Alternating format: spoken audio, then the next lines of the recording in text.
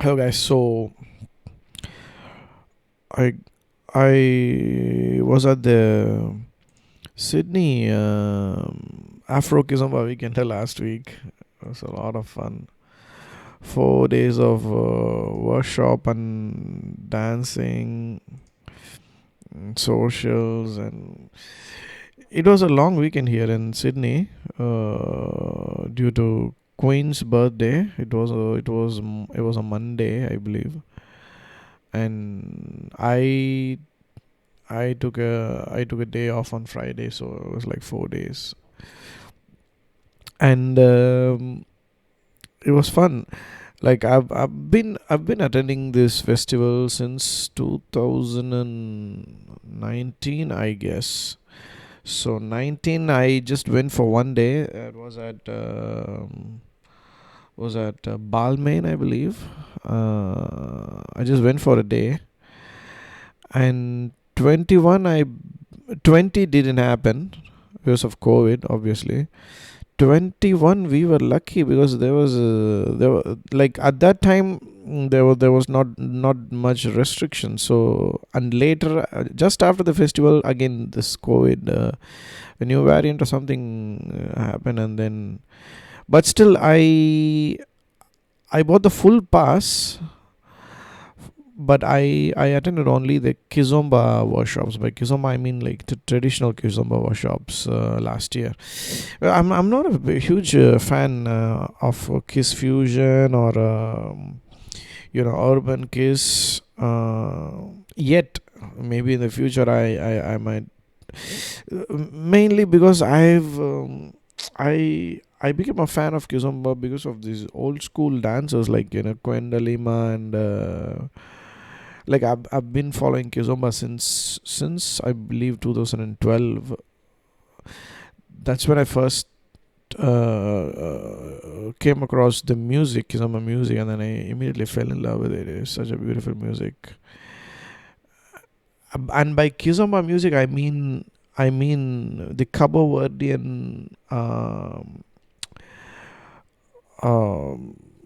Zouk, Cabo Zouk is what I mean, because that, like, since 2012, when I started listening to Kizomba. At that time, it was mostly Cabo Verdean singers who were predominantly doing Kizomba music. At least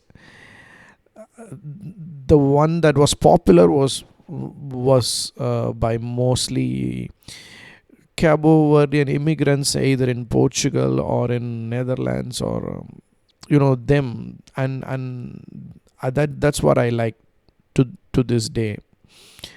So there's something about this Cabo Verdean music. It's very mainstream, I believe, in Portugal and Netherlands. I'm talking about. Oh my God, I don't even remember the names. Nelson Freitas and Johnny Ramos and artists like that.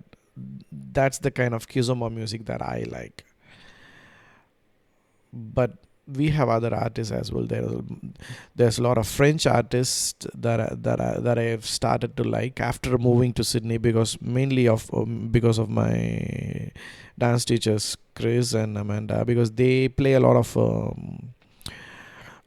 French mainstream Kizomba music, like Ya Louis and Tacy and the French mainstream. I'm not sure if it's what they call it in France. I assume they probably call it Zouk. So I like that music as well. So the kind of music that I like is very slow, and obviously Tarashini as well. It's just a matter of taste. That's what I like. I don't know why I like it. I just like it. I'm not a big fan of this urban kiss, heavy hitting urban kiss music. I like to listen to those songs, but not necessarily dance to those songs, because it's a bit too not my style. Same with the traditional Kizomba, the Angolan Kizomba music as well. It's a bit too fast, but I would rather dance to that music than urban kiss. Urban kiss, it completely changes the way. I mean, it's just not how I perceive music. Is what I'm trying to say. Um, so what? Why did I talk about all this? Yeah. So I got the opportunity to learn from Chamalo and Mirty for the first time. I got to attend their workshops and uh,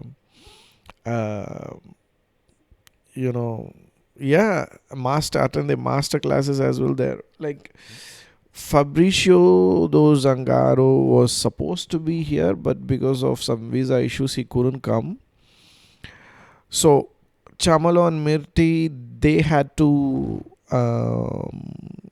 fill in for Fabricio's slots as well, which was again, like, I obviously was looking forward to learn, like attend and like meet Fabricio, but I wasn't actually disappointed because these dancers, this Chamalo and Mirti, they are such beautiful dancers, and I'm actually I admire them a lot more now that I've attended their workshops, because I've seen YouTube videos of them. Since I'm not a big fan of the Kish fusion style, I I never I'm I I've never admired them as much as I admire them now after attending the workshops. Uh, just because of the energy that they bring to the class and the way they teach, they like they have really good teachers, and even the way they teach you the moves and everything, it was really nice, it was fun. And and yeah, like if you guys if they are into your city, I don't know who watches my videos, but if you guys are watching outside of Australia, and if you are at a festival, or if you're going to a festival that they are going to be teaching at, like, don't miss their classes. They're very good dancers, and they have this they complement each other. Chamalo has a lot of panache, and like he's very high energy, and Mirti is very elegant and very feminine, and they complement each other in a beautiful way. And all of their videos, like, my videos hardly get like 50, 60 views, especially for Yannick's videos, for some reason it gets hundreds of views. But then I'm seeing Chamalo Mirty's and Chamalo and Mirty's videos. As soon as I uploaded, like within a day, I remember seeing one of the videos got like almost 1,000 views. I was surprised. How is that possible? Mm? Yeah, extremely popular, I believe, around the world. And so there's just uploaded 4 days ago, and this one video has got like almost 3,000 views, and the other one has got 2,000 views. And if you check all the other videos, you're like 126, 200, 145. They're just I mean, like, people in the Kizomba community, for some reason, they just like, they're international artists, of course. They're very popular dancers, and it was beautiful to learn from learn from them. I think I don't like in the future I probably won't miss their workshops, because I've now that I know like what they are and what the teaching style is and everything. Oh man, I'm still tired, man. I mean, it's not like I dance the whole night. I don't dance that much. Like, my taste in music, the Kizomba music, as I said, is a bit specific. And if you are a lead, right, you need to be excited to be able to. The music has got to, because leading is you have to think about your next move. Like, I'm still a very amateur dancer, and when I started off, it was really difficult, right? Like, because I've never learned partner dancing before. I learned like basics of salsa bachata like back in 2013 or something. But I would never been a proper lead. So if you're probably a Latin dancer, you may have like you this may not be a difficult thing for you, but I'm from a non-Latin background, and for me to be able to think and process your next move and then apply that to a song and then just do that, it's I'm still not like completely fluent in that. So if the music doesn't excite me, I cannot, like, my mind goes blank, like, so I generally don't dance if I don't like the music. I hope some of you can relate to what I'm saying, because I'm not even sure if this would make sense to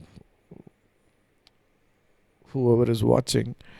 But at least that's me. Like, my mind, it like becomes blank if I don't like the music. I cannot dance.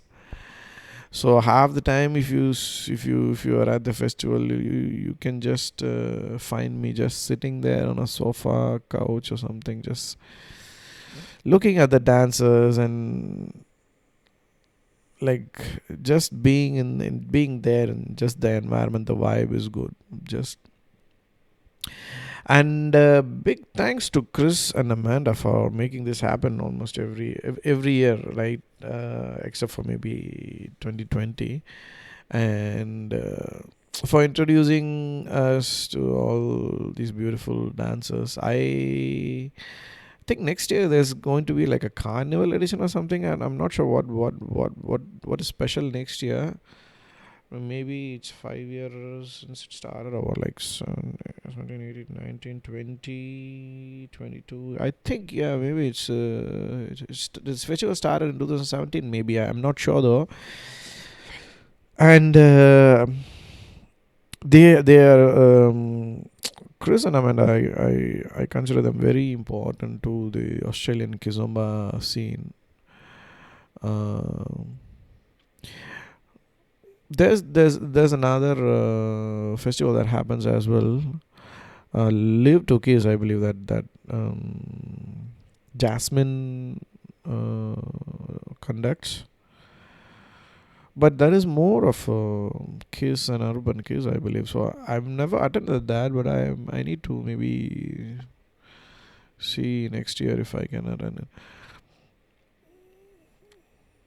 Because Kizomba is like I as I said, I like Kizomba, like the proper Kizomba, old school Kizomba. Nobody teaches that Kizomba anymore. I'm talking about the Quenda Lima, Avelino Chantre, though their style of Kizomba. Antonio Bandera. I just hope like they invite these artists, the first generation dancers, to the festival. I'm not sure if that'll happen, because the crowd over here, they're mostly into urban Kiss and Kiss fusion. Even Chamalo and Mirty, they were mostly kind of teaching Kiss fusion. There was even one masterclass where there's an interesting fusion of hip hop and and Kizomba. There's a video, there's a demo that they gave. I've uploaded. If you guys are interested, please do watch that. It's for the Snoop Dogg song "Drop It Like It's Hot," and it's a very interesting mix of hip hop and Kizomba. But I didn't attend that. I was there. I bought the ticket for that workshop. I didn't attend it because I again this something to do with my own see, my mind gets into a zone, like it's I cannot mix different things. Like I like hip hop music. If when I listen to hip hop music, I would want to dance hip hop, but I would rather dance alone than with a partner. And if I'm in a kizomba zone, I'm in a kizomba zone. I'm not sure how to mix that. Like I don't know how to do that, and it just confuses my mind, I guess. So I just don't do that. But they managed to do that beautifully well, and I think it's fusion. It's a fusion like this. Like it's this kinds of interpretation of the music and the dance that is going to take it to the next generation, because your dance has to be trendy as well, isn't it? Like to be able to survive the taste and the change of the taste in different generations.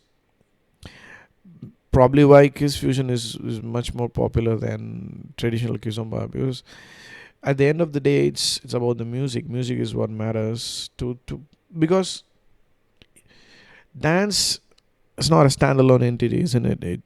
You need music for dance to survive, and